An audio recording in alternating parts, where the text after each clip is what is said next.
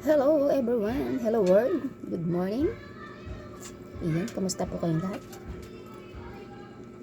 Dati ayaw ko sa politika, ayaw ko na, kasi pag nakapanood ko yung mga balita na hindi makatotohanan, yung ibinabalita ay yung hindi totoong nangyayari. Kasi mga bayaran mga social media, ang mga media ngayon, ang mga vloggers ngayon, di ba? Kumikita sila ng malaki, binabayaran sila para magpakalat ng maling balita, ng hindi totoo.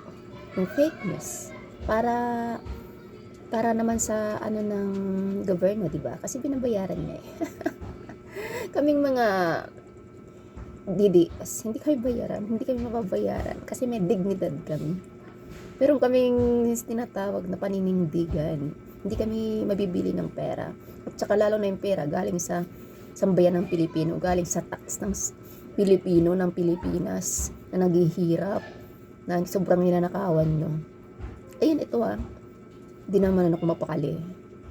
Yung pinaristo, pinakulong si retired general. Diyos ko po, yan yung pinakulong mo, yan yung sinasabi mo pa BBM, nang papakulong ka. Ayun tuloy na hindi nagnakaw ng bilyones. Ayan yung nagsasalita lang para sa sambayan ng Pilipino.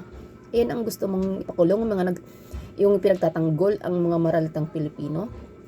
Na magising kami, na magising tayong lahat sa sobrang kawatan nyo dyan sa Malacanang. Diba?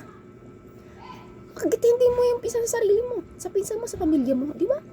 Pinaghati-hatian niyo ang pera ng sambayan ng Pilipinas at baon na baon pa ng utang. Saan niyo dinala yan? Grabe kayo, hindi niyo madadala yan hanggang kayo'y pumanaw, hanggang sa kabilang buhay, hanggang sa impyerno, hindi niyo madadalang ninakaw yung pera. Tandaan niyo yan. Isa kang trahidor. Tandaan mo. Tandaan mo sa sarili mo, trahidor ka.